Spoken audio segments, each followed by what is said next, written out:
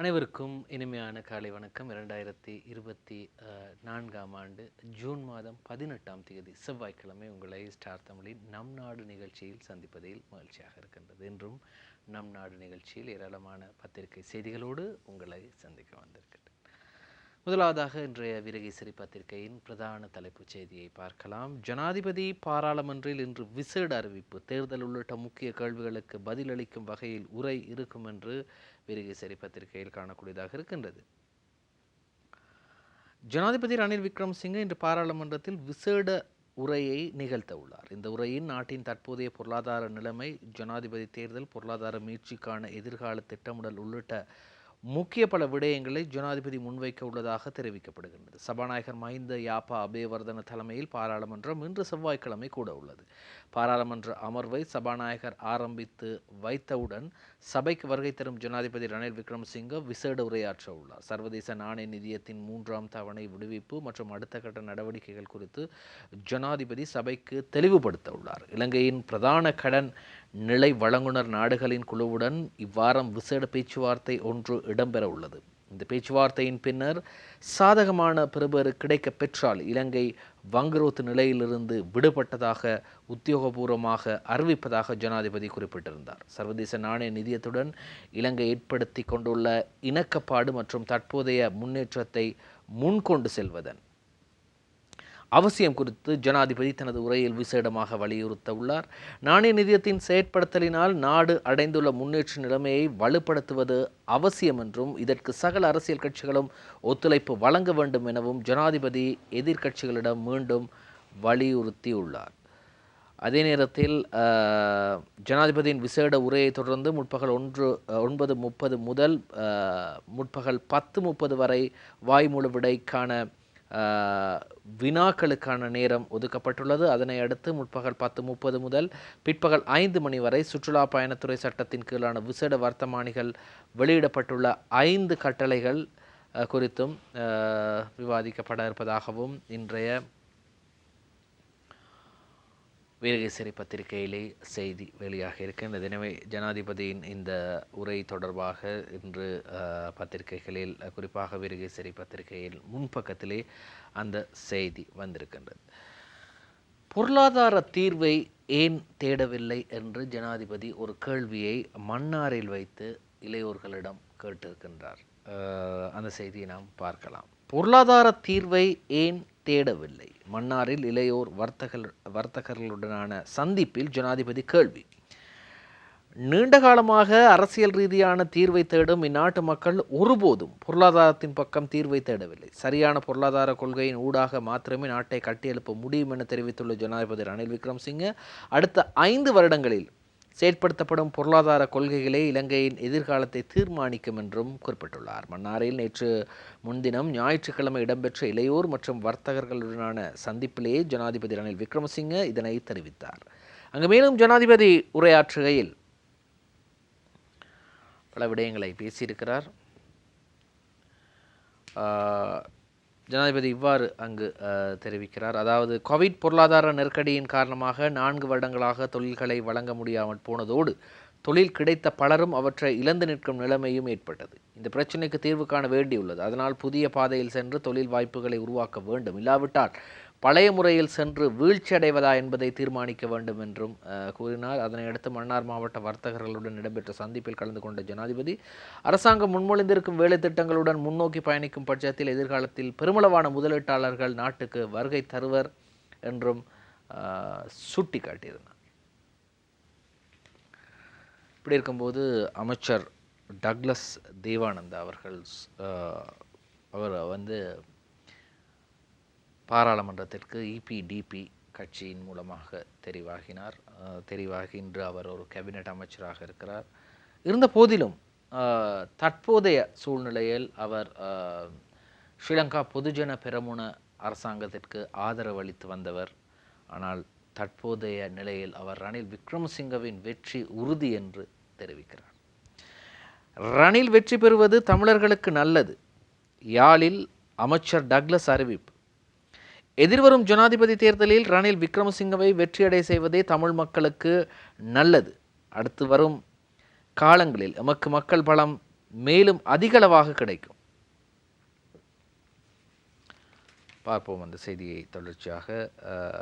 எனவே மக்களது பலம் அதிகமாக கிடைக்கும் பட்சத்தில் இன்னும் அதிகளவான பிரச்சனைகளுக்கு தீர்வுகளை எட்ட முடியும் என்று அமைச்சர் டக்ளஸ் தேவானந்தா அவர்கள் தெரிவித்திருக்கார். கடந்த காலத்தில் தவறான வழிநடத்தல்களும் உணர்ச்சி பேச்சுக்களும் பெற்றுத்தந்த அழிவுகளையும் வடுக்களையும் மட்டும்தான். இனி ஒருபோதும் அந்த நிலைக்கு எமது இனம் சென்றுவிடக்கூடாது.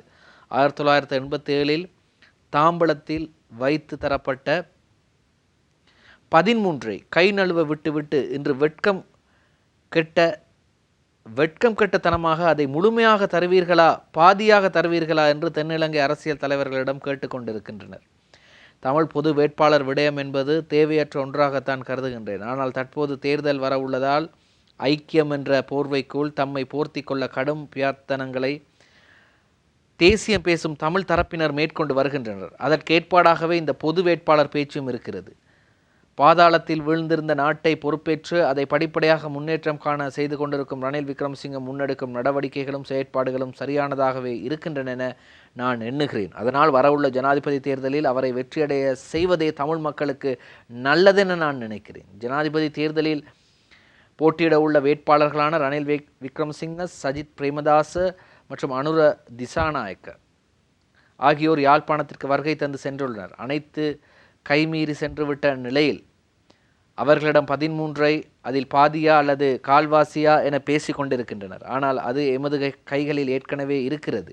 இதேவேளை எதனையும் தேசிய நல்லிணக்கம் மற்றும் சலசலப்பற்ற பொறிமுறைகளூடாக சாதிக்கலாம் என்ற நம்பிக்கை எமக்கு இருக்கிறது. அவ்வாறு நாம் பலவற்றை சாதித்தும் காட்டியிருக்கிறோம். எனவே அடுத்து வரும் காலங்களில் எமக்கு மக்கள் பலம் மேலும் அதிகளவாக கிடைக்கும் பட்சத்தில் இன்னும் அதிகளவான பிரச்சனைகளுக்கு தீர்வுகளை எட்ட முடியும் என்ற நம்பிக்கை எனக்கு இருக்கிறது என்று டக்ளஸ் தேவானந்தா அவர்கள் தெரிவித்திருக்கிறார். ஜனாதிபதியின் வேலை திட்டங்களுக்கு ஆதரவு வழங்குவதன் மூலமாக எதிர்வரும் காலங்களில் கண்டிப்பாக இன்னும் பல திட்டங்களை நடைமுறைப்படுத்த முடியும் என்று அவர் தெரிவித்திருக்கிறார். சரி, அவர் இப்படி தெரிவிக்கும் போது கடற்றொழில் அமைச்சராக இருக்கிறார். மீனவர்கள் தொடர்பாக அல்லது மீனவர்களது பிரச்சனையை தீர்த்து வைக்க வேண்டிய நிலையில் இருக்கின்றார். அப்படி இருந்தும் கூட இன்னமும் இந்திய கடற்பரப்புகளில் இலங்கை மீனவர்கள் கைது செய்யப்படுவதும், அதே போன்று இந்திய மீனவர்கள் அத்துமீறி இலங்கை கடற்பரப்புக்குள் நுழைந்து இலங்கை மீனவர்கள் அவர்களது வாழ்வாதாரத்துக்கு பிடிக்கப்பட வேண்டிய மீன்களை இந்திய மீனவர்கள் கொண்டு செல்வதும் இப்படி நடந்து கொண்டிருக்கின்றது. இப்படி நடந்து கொண்டிருக்கும் பட்சத்தில் அவரும் பல முயற்சிகளை எடுத்து வருகிறார், இதை எப்படியாவது தடுத்து நிறுத்துவதற்கு. இந்நிலையில் யாழ் இந்திய தூதரக வளாகத்தை இன்று முற்றுகையிட உள்ள மீனவர்கள் என்ற செய்தியும் இன்று வீரகேசரி பத்திரிகையில் இடம்பெற்றிருக்கின்றது. நான் முதல் வாசித்த ரணில் வெற்றி பெறுவது தமிழர்களுக்கு நல்லது என்ற அமைச்சர் கூறியிருக்கும் செய்திக்கு மேலாகவே இந்த செய்தியும் இருக்கிறது. விரைவில் தீர்வின்றேல் பாராளுமன்றமும் முற்றுகை இடப்படும் என எச்சரிக்கை. இந்திய இழுவை மடி படகுகளின் அத்துமீறல் செயற்பாட்டை தடுத்து நிறுத்த கோரி இன்று யாழ்ப்பாணத்தில் உள்ள இந்திய துணை தூதரகத்தை முற்றுகையிடப் போவதாக அறிவித்துள்ள யாழ்ப்பாண கடற்றொழிலாளர் பிரதிநிதிகள் எமக்கு விரைவில் தீர்வு கிடைக்காவிடில் பாராளுமன்றத்தையும் முற்றுகையிடுவோம் என்றும் குறிப்பிட்டனர். யாழ்ப்பாண கடற்றொழிலாளர் கூட்டுறவு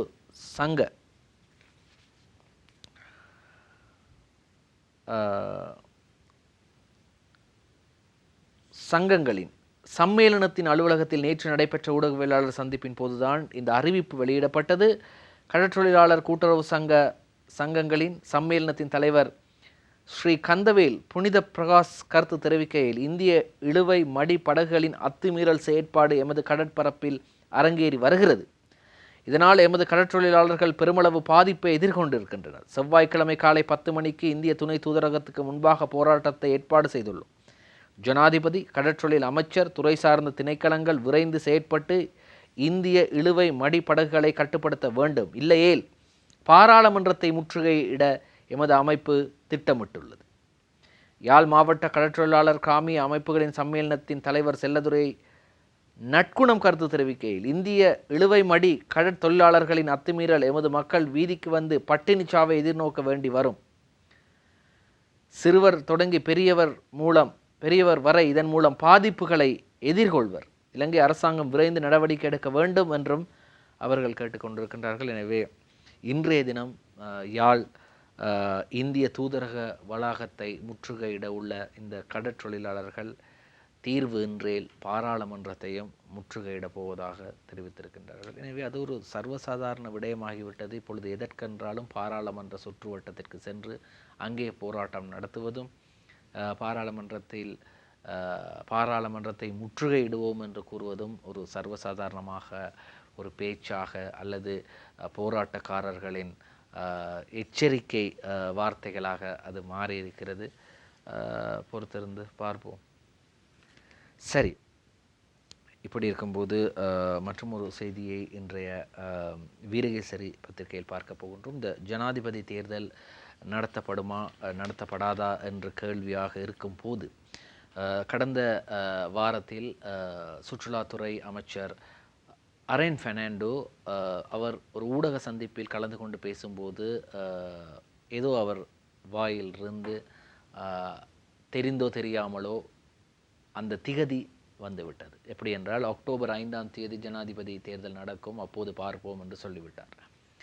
அதே போன்று நேற்று முன்தினம் லண்டனில் வைத்து அனுரகுமார் திசாநாயக்க பேசும்போதும் சரியாக இதே திகதியை சொல்கின்றார். அக்டோபர் 5ஆம் தேதி ஜனாதிபதி தேர்தல் நடக்கும், அதாவது செப்டம்பர் 21 அல்லது அக்டோபர் 5 ஆகிய திகதிகளில் ஜனாதிபதி தேர்தல் நடக்கும் என்று குறிப்பிடுகின்றார். எனவே இப்பொழுது கூறுகின்றார்கள், எப்படி அரேன் பெர்னாண்டோவுக்கும் அதே போன்று அனுரகுமார் திசாநாயக்க இருவருக்கும் மட்டும் இந்த திகதி தெரியும் என்று பலர் அவர்களிடத்தில் கேள்வி எழுப்பி வருகின்றார்கள். இப்படி இருக்கும்போது ஒரு மும்முனை போட்டியாக இந்த ஜனாதிபதி தேர்தல் அமையும் என்று கூறினாலும் கூட, ஆனால் சஜித் பிரேமதாசவுக்கு இதில் பாதிப்பில்லை என்றும் கூறப்படுகின்றது. ஐக்கிய மக்கள் சக்தி தெரிவித்திருக்கிறது.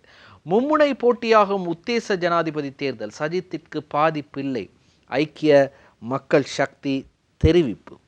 உத்தேச ஜனாதிபதி தேர்தல் மும்முனை போட்டியாக அமையும் என்று எதிர்பார்க்கின்றோம். ஆனால் அந்த மும்முனை போட்டியால் எதிர்க்கட்சி தலைவர் சஜித் பிரேமதாசவின் வெற்றிக்கு எவ்வித பாதிப்பும் ஏற்படாது என ஐக்கிய மக்கள் சக்தியின் தேசிய அமைப்பாளர் திஸ்ஸ அத்தநாயக்க தெரிவித்தார். சமகால அரசியல் நிலவரம் தொடர்பில் வினவிய போதுதான் அவர் இதனை தெரிவிக்கிறார். ஜனாதிபதி தேர்தலில் 20 லட்சம் வாக்குகளை அதிகரித்துக் கொள்வதற்கான வேலை திட்டங்களை நாடளாவிய ரீதியில் நடைமுறைப்படுத்துகின்றோம். அவை வெற்றிகரமாக முன்னெடுக்கப்பட்டு வருகின்றன. தேர்தல் நிச்சயம் இடம்பெறும். அதனை ஜனாதிபதியாலும் காலம் தாழ்த்த முடியாது, அரசாங்கத்தாலும் காலம் தாழ்த்த முடியாது. ஐக்கிய மக்கள் சக்தியிலிருந்து எவரும் அரசாங்கத்துடன் இணைய போவதில்லை.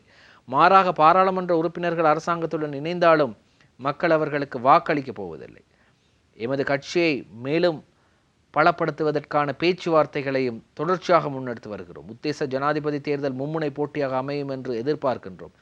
பிரதானமாக ஐக்கிய மக்கள் சக்தியும் மறுபுறத்தில் தேசிய மக்கள் சக்தியும் ஆளும் கட்சிகள் போட்டியிடும். எவ்வாறாயிருப்பினும் இந்த மும்முனை போட்டியால் சஜித் பிரேமதாசவின் வெற்றிக்கு எவ்வித பாதிப்பும் ஏற்படாது. தென்னிலங்கை மாத்திரமின்றி வடக்கு, கிழக்கு மற்றும் மலையகத்திலும் வாக்குகளை சேகரிப்பதற்கான வேலை திட்டங்களை முன்னெடுத்து வருகின்றோம். ஏற்கனவே எமக்கு 55 லட்சம் வாக்குகள் உள்ளன. அவற்றுடன் மேலும் 20 லட்சம் வாக்குகளை மாத்திரமே சேகரிக்க வேண்டி உள்ளது. அதற்கான வேலை திட்டங்களையே முன்னெடுத்து வருகின்றோம். அதாவது கோட்டாபய ராஜபக்ச அவர்களோடு போட்டி போட்டிருந்தார் சஜித் பிரேமதாச ஜனாதிபதி தேர்தலில். அப்போது அவருக்கு 55 லட்சம் வாக்குகள் கிடைத்தது. எனவே அந்த 55 லட்சம் வாக்குகள் சஜித் பிரேமதாசவுக்கு அப்படியே இருப்பதாகவும், இன்னும் 20 லட்சம் வாக்குகள் தான் எங்களுக்கு தேவைப்படுகின்றது. ஆகவே அந்த 20 லட்சம் வாக்குகளை பெறுவதற்காக நாடளாவிய ரீதியில் அங்கத்தவர்களை சேர்க்கும் பணி இடம்பெற்றது. அண்மையில் கூட பல இடங்களில் அந்த நிகழ்வு இடம்பெற்றது. எனவே 75 லட்சம் வாக்குகளை பெற முடியும் என்ற நம்பிக்கையில் சஜித் பிரேமதாச தலைமையிலான ஐக்கிய மக்கள் சக்தி இயங்கிக் கொண்டிருக்கின்றது. 75 லட்சம் வாக்குகள் பெற முடியும் என்ற நம்பிக்கையில் அவர்கள் இருக்கின்ற போதும் தேசிய மக்கள் சக்தியினர் இப்பொழுது அவர்களும் கூறி வருகின்றார்கள், எங்களுக்கும் அதே அளவான வாக்குகள் கிடைக்கும் என்று. இது எப்படியோ பொறுத்திருந்து தான் பார்க்க வேண்டும். விமல் வீரவன்ச, உதய கம்மன் பில மற்றும் திலித் ஜெயவீர இவர்களது சர்வஜன மக்கள் கட்சி இன்று தனது முதலாவது கூட்டத்தை நடத்தப் போகின்றது. 69 லட்சம் மக்கள் கோட்டாபய ராஜபக்சவுக்கு வாக்களித்தார்கள். எனவே 69 லட்சம் பேரில் ஒருவராக நீங்கள் இருந்தால் நுகேகொடைக்கு 18ஆம் தேதி வாருங்கள் என்று கொழும்பு முழுவதும் சுவரொட்டிகள் ஒட்டப்பட்டிருந்தது. எனவே அப்படி ஒரு செய்திதான் இன்றைய வீரகேசரி பத்திரிகையிலே வெளியாக இருக்கின்றது. 69 லட்சம் மக்கள் இன்று எம்முடன் இணைய வேண்டும். விமல் உதய திலீத் கூட்டு கோரிக்கை. பசிலின் காட்டி கொடுப்பு வெற்றி பெறக்கூடாது என்றும் தெரிவிப்பு. ராஜபக்சர்கள் மீதான நம்பிக்கையை ராஜபக்சர்களே இல்லாதொழித்து கொண்டார்கள். கோட்டாபய ராஜபக்சவுக்கு வாக்களித்த 69 லட்சம் மக்களின் எதிர்பார்ப்புகளை பாதுகாக்க வேண்டிய பொறுப்பு எமக்குண்டு. இவர்கள் 3 பேரும் பாதுகாக்க போறாங்களாம். சரி, அந்த செய்தியை நாம் பார்க்கலாம். பசில் ராஜபக்சவின் காட்டி கொடுப்பு வெற்றி பெறக்கூடாது. 69 லட்சம் மக்களையும் பலப்படுத்தும் வகையில் அனைவரும் இன்று நுகேகொடவில் ஒன்றிணைய வேண்டும் என சர்வஜன சக்தியின் பிரதிநிதிகளான விமல் வீரவன்ச, உதய கம்மன்பில, திலித் ஜெயவீர, சன்ன ஜெயசுமன, கிழக்கு மாகாண முன்னாள் ஆளுநர் அனுராதா ஹியாம்பத் ஆகியோர் கூட்டாக அழைப்பு விடுத்திருக்கிறாங்க. கொழும்பில் உள்ள சர்வஜன சக்தி காரியாலயத்தில் நேற்று திங்கட்கிழமை இடம்பெற்ற ஊடகவியலாளர் சந்திப்பின் போது மேற்கண்டவாறு குறிப்பிட்டிருக்கின்றார்கள். 2019ஆம் ஆண்டு பெரும்பான்மையின மக்கள் பாரிய எதிர்பார்ப்புக்கு மத்தியில் கோட்டாபய ராஜபக்ச தலைமையில் ஆட்சி மாற்றத்தை ஏற்படுத்தினார்கள்.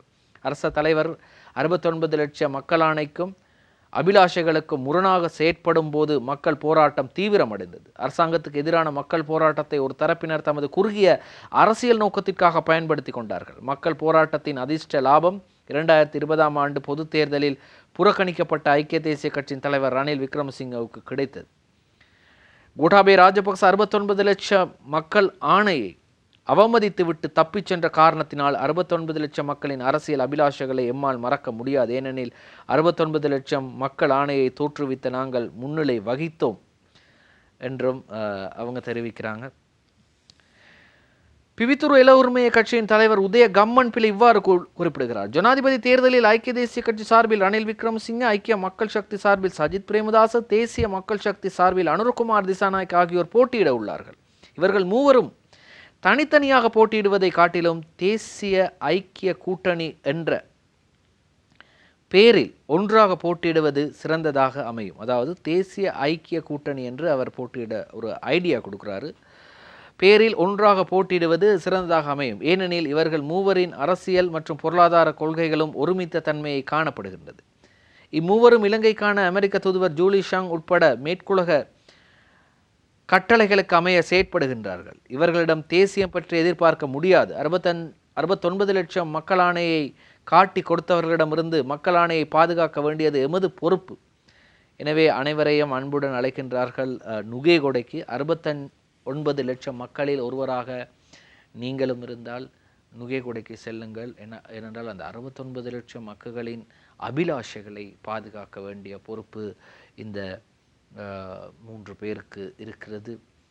விமல் வீரவன்ச, உதய கம்மன்பில, திலித் ஜெயவீர, அதே போன்று முன்னாள் சுகாதாரத்துறைக்கு பொறுப்பாக இருந்த ராஜாங்க அமைச்சராக இருந்த சன்ன ஜெயசுமன, இவர்கள் அனைவருக்கும் மிக மிக பெரிய பொறுப்புகள் இருக்கின்றது. ஏனென்றால் அந்த 69 லட்சம் மக்களது அல்லது கோட்டாபய ராஜபக்சவுக்கு வாக்களித்த 69 லட்சம் மக்களின் அபிலாஷைகளை காப்பாற்றுவதற்கு பார்ப்போம். இவர்களுக்கு அபிலாஷைகளை காப்பாற்ற அந்த 69 லட்சம் பேரும் இன்னமும் ஸ்ரீலங்கா பொதுஜன பெரமுனவோடு இணைந்திருக்கின்றார்களா என்பதும் ஒரு கேள்விக்குறியாக இருக்கின்றது. சரி, அவற்றையெல்லாம் நாம் எதிர்வரும் காலங்களில் தேர்தல்களின் போது பொறுத்திருந்து பார்க்க போகின்றோம். சரி, இன்னும் ஏராளமான செய்திகள் இருக்கின்றது. ஸ்டார் தமிழின் நம் நாடு நிகழ்ச்சியில் ஒரு சிறு விளம்பர இடைவேளை. பொது வேட்பாளர் இந்தியா அழுத்தம் இல்லை. டெலோ ஊடக பேச்சாளர் சுரேந்திரன் சொல்லியிருக்கிறார். இந்தியா அழுத்தம் கொடுப்பதாக சிலர் கூறுகின்றார்கள். அப்படி எந்த அழுத்தமும் இந்தியா கொடுக்கவில்லை என்று. அதே போன்று தினகரன் பத்திரிகையின் முன்பக்கத்தில் இந்த செய்தி இவ்வாறு வந்திருக்கின்றது. தமிழ் பொது வேட்பாளர் தனியொரு கட்சியால் தீர்மானிக்க முடியாது. ராஜாங்க அமைச்சர் வியாழேந்திரன் சொல்றார். தனியொரு கட்சியால் தீர்மானிக்க முடியாது என்று தெரிவிக்கிறார். இப்படி இருக்கும்போது இது தொடர்பான செய்தி இன்றைய வீரகேசரி பத்திரிகையில் வந்திருக்கின்றது. தமிழ் பொது வேட்பாளர் முயற்சிக்கு ஆதரவு, பொது அமைப்புகள் ஒன்று கூடி தீர்மானம். ஜனாதிபதி தேர்தலில் ஒரு தமிழ் பொது வேட்பாளரை நிறுத்துவதற்கான முயற்சிகள் மேற்கொண்டுள்ள தமிழ் மக்கள் பொதுச்சபையானது நேற்று முன்தினம் காலை 9:30 மணியிலிருந்து 12:30 மணி வரையிலும் கிளிநொச்சி கூட்டுறவு மண்டபத்தில் ஒரு பொதுக்கூட்டத்தை நடத்தியிருந்தது. சுமார் 200க்கும் குறையாத வெவ்வேறு அமைப்புகளைச் சேர்ந்தவர்கள் இதில் பங்கு பெற்றிருந்தார்கள். விவசாய அமைப்புகள் மற்றும் பொது அமைப்புகள் இதில் கலந்து கொண்டிருக்கின்றார்கள். எனவே அவர்கள் ஒட்டுமொத்தமாக ஒரு முடிவை எடுத்திருக்கின்றார்கள். கண்டிப்பாக ஒரு தமிழ் பொது வேட்பாளர் வேண்டும். கூட்டுறவு அமைப்புகளும் அரச சார்பற்ற நிறுவனங்கள், வர்த்தக அமைப்புகள் உள்ளிட்ட பல்வேறு வகைப்பட்ட அமைப்புகளும் இதில் கலந்து கொண்டன. தமிழ் மக்கள் பொதுச்சபை சார்பில் நிலாந்தன், பேராசிரியர் கணேசலிங்கம், ஜோதிலிங்கம், ரவீந்திரன், இந்திரன் ஆகியோர் கலந்து கொண்டனர். அங்கு கலந்து கொண்டவர்கள் பெருமளவு கேள்விகளை முன்வைத்தனர். முடிவில் எல்லா அமைப்புகளும் பொது தமிழ் வேட்பாளரை ஏற்றுக்கொள்வதாக பகிரங்கமாக தெரிவித்திருக்கின்றார்கள்.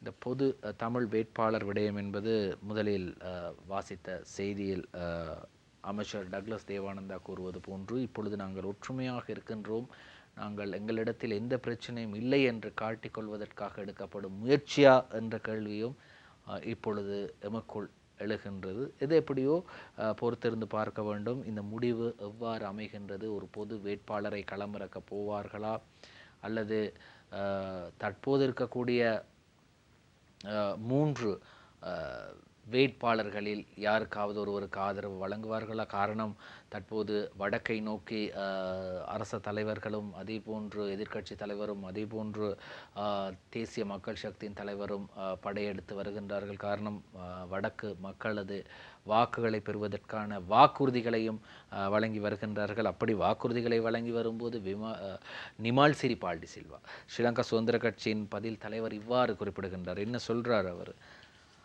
அவர் சொல்றாரு, 13 மூலம் வெற்றி பெற சஜித் முயல்கிறார். 13 போலீஸ் அதிகாரம் அதேபோன்று காணி அதிகாரங்களை தருவதாகவும் 13 அமுல்படுத்துவதாகவும் கூறி சஜித் பிரேமதாச வடக்கிலே அவற்றை தெரிவித்து 13 மூலம் வெற்றி பெற சஜித் முயல்கின்றார் என்று அமைச்சர் நிமால் சிறிபால்டி சில்வாவும் கூறுகிறார். இதை எப்படியோ இந்த பொது வேட்பாளர் விடயத்தை பொறுத்திருந்து பார்க்க வேண்டும். இன்றைய வீரகேசரி பத்திரிகையிலே மற்றும் ஒரு செய்தியும் வருகின்றது. சிறுபான்மை சமூகங்களின் பிரதிநிதியாக தமிழ் வேட்பாளர் நியமிக்கப்பட வேண்டும், பஷீர் ஷேகுதாவுத் தெரிவிப்பு. தமிழ் முஸ்லீம் மலையக மக்களின் நம்பிக்கையை வென்றவரே அவசியம் என்கிறார். அப்படி ஒருத்தர் யார் ஐயா இருந்தால் நீங்கள் கொஞ்சம் சொல்லுங்களேன்.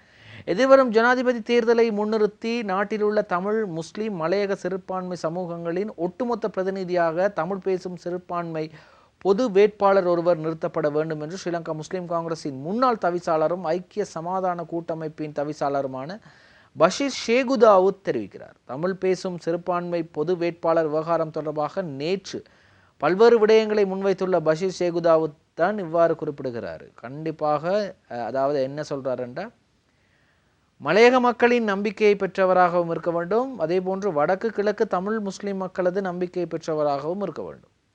அவர் தமிழ் முஸ்லீம் மலையக மக்களின் நம்பிக்கையையும் நன்மதிப்பையும் வென்றவராக விளங்க வேண்டும். பாராளுமன்றத்துக்கு உள்ளேயும் வெளியேயும் நீண்ட அரசியல் அனுபவம் நிறைந்த ஆற்றல் மிக்கவராகவும் திகழ வேண்டும். சிங்கள முற்போக்கு சக்திகளின் ஆதரவை பெறக்கூடியவராகவும் இருக்க வேண்டும். இவ்வாறான ஒரு தமிழ் பேசும் சிறுபான்மை பொது வேட்பாளரை தேர்தலில் நிறுத்துவது தொடர்பாக சிறுபான்மை கட்சிகளின் தலைவர்கள், கல்விமான்கள், புத்திஜீவிகள், பொதுநல செயற்பாட்டாளர்கள் பேச்சுவார்த்தைகளை நடத்தி தீர்க்க தரிசனமான தீர்மானத்தை எட்ட வேண்டும். நல்ல விடயம்தான். அந்த விடயத்தில் பொதுமக்களுக்கும் உடன்பாடு இருக்கிறது. அதாவது வடக்கு கிழக்கில் உள்ள தமிழ் முஸ்லீம் மக்கள் கூடவே மலையகத்தில் இருக்கக்கூடிய தமிழர்கள், மலையக மக்கள் இவ்வாறு சேர்ந்து ஒருவரை தமிழ் பேசும் பொது வேட்பாளராக களமிறக்க வேண்டும். அப்படி என்றால் உங்களோட மனசிலையும் இதை பார்த்து கொண்டிருக்கக்கூடியவர்கள் மனதிலும் ஆயிரக்கணக்கான கேள்விகளும் ஒரு சில வேட்பாளர்களின் பெயர்களும் வந்து போகும்.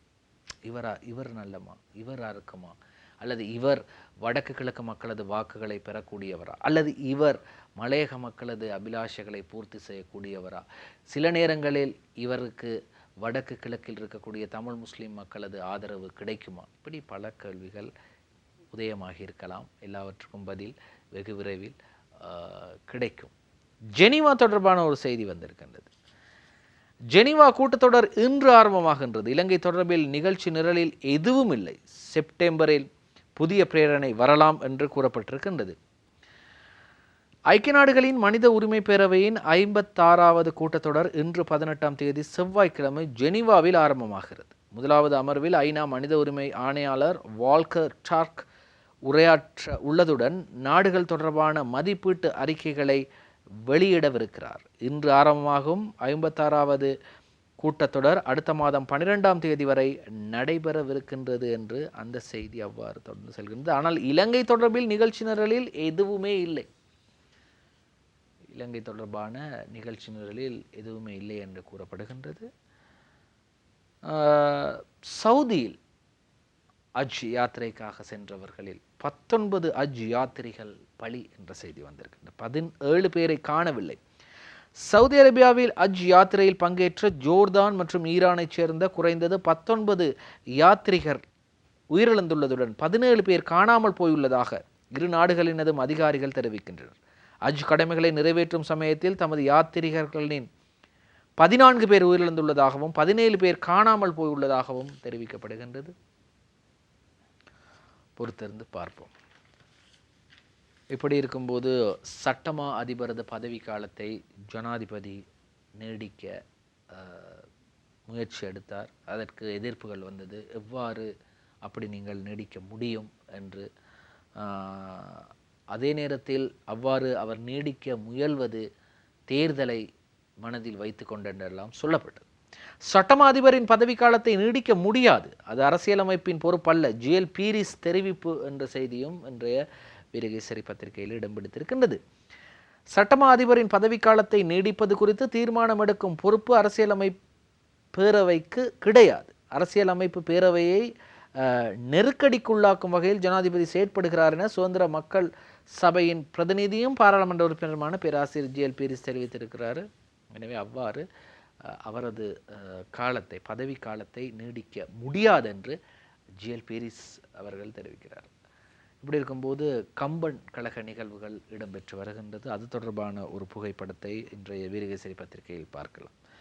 வெள்ளவத்த ராமகிருஷ்ண மிஷன் மண்டபத்தில் நடைபெற்று வரும் அகில இலங்கை கம்பன் கழகம் நடத்தும் கம்பன் விழா 2024 இறுதி நாளான நேற்று மாலை தமிழ்நாடு சரஸ்வதி சம்மான் விருதாளர் எழுத்தாளர் சிவசங்கரிக்கு கம்பன் புகழ் விருதினை அமரர் விடிவி செல்வநாயகம் பிள்ளை நினைவு அறக்கட்டளையின் சார்பாக குடும்ப அங்கத்தவர்கள் வழங்கும் புகைப்படம் இன்றைய வீரகேசரி பத்திரிகையிலே வெளியாக இருக்கின்றது. அதே நேரத்தில் கம்பன் விழா தொடர்பான மற்றுமொரு புகைப்பட தொகுப்பும் வெளியாகி இருக்கின்றது. அகில இலங்கை கம்பன் கழகம் நடத்திய கம்பன் விழாவின் இறுதி நாள் நிகழ்வு நேற்று மாலை வெள்ளவத்த ராமகிருஷ்ண மிஷன் மண்டபத்தில் நடைபெற்றது. நிகழ்வில் டாக்டர் சண்முகம் ஸ்ரீதரன் கம்ப கலாநிதி விருதையும், கலாநிதி மனோன்மணி சண்முகதாஸ் பேராசிரியர் ஆசா ஞானசம்பந்தன் விருதையும், வடமாகாண பிரதம செயலாளர் லட்சுமணன் இளங்கோவன் கம்ப வாணர் அருணகிரி விருதையும், தேர்தல்கள் ஆணைக்குழுவின் முன்னாள் தலைவர் மஹிந்த தேசப்பிரிய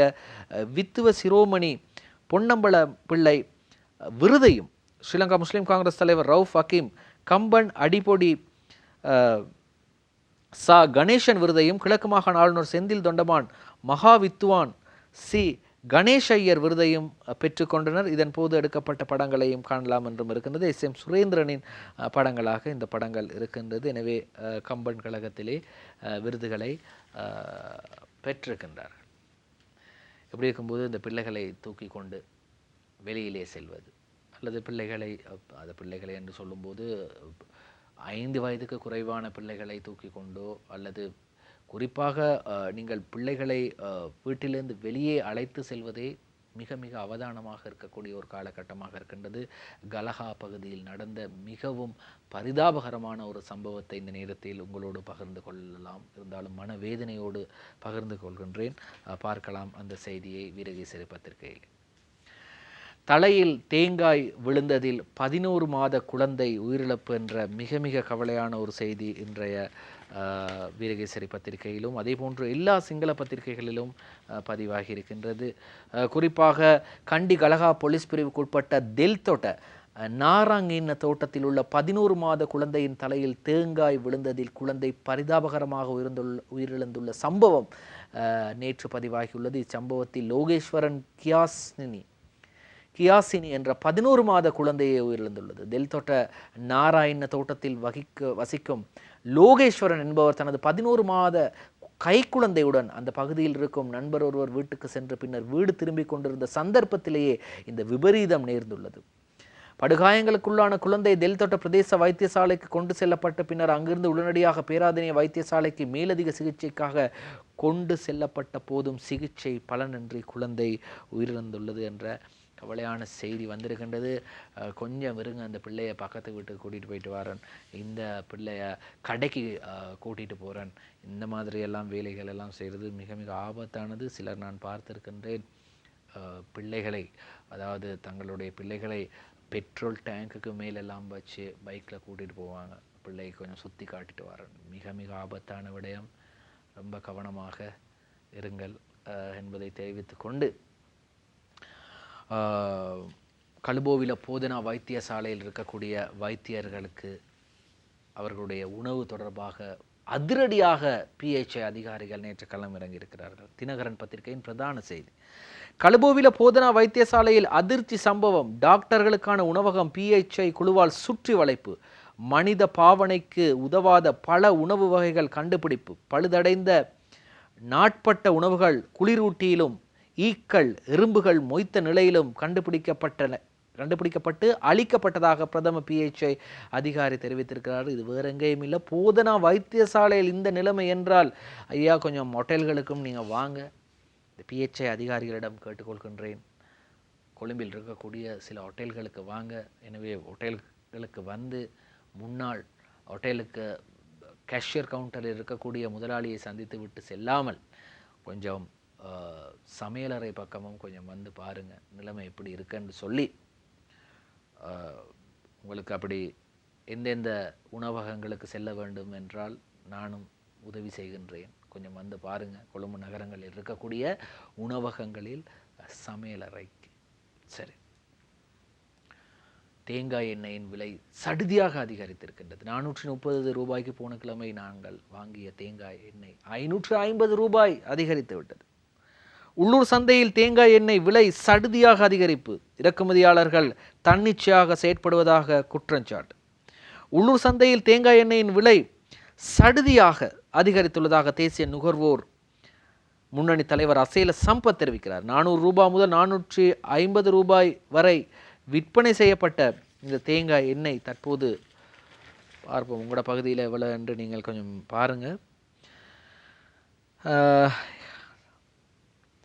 செயற்பட்டு வந்த தேங்காய் எண்ணெய் தற்போது சந்தைகளில் 550 ரூபாயை விட கூடிய விலைக்கு விற்பனை செய்யப்பட்டு வருவதாகவும் தெரிவிக்கப்படுகின்றது. இதேவேளை இந்த தேங்காய் எண்ணெய் விலை அதிகரிப்புக்கு பாரம்பரிய தேங்காய் எண்ணெய் உற்பத்தி உரிமையாளர்கள் சங்கம் எதிர்ப்பு தெரிவித்ததுடன் எதிர்வரும் பண்டிகை காலங்களை முன்னிட்டு பெருமளவில் தேங்காய் எண்ணெய் பதுக்கி வைத்து அதன் விலையை தேங்காய் எண்ணெய் இறக்குமதியாளர்கள் அதிகரித்துள்ளதாகவும் தெரிவிக்கப்படுகிறது. வழமையாக நடக்கக்கூடிய விடயம்தான் இது. சரி, இன்றும் ஏராளமான செய்திகளை உங்களுக்கு ஸ்டார் தமிழின் நம் நாடு நிகழ்ச்சியிலே கொண்டு வந்தோம். இன்றும் நம் நாடு நிகழ்ச்சியில் தயாரிப்பில் கவின் சாந்த் உதவி இருந்தார். மற்றும் ஒரு ஸ்டார் தமிழின் நம் நாடு நிகழ்ச்சியில் உங்களை சந்திக்கும் வரை விடைபெறுகின்றேன். நன்றி, வணக்கம்.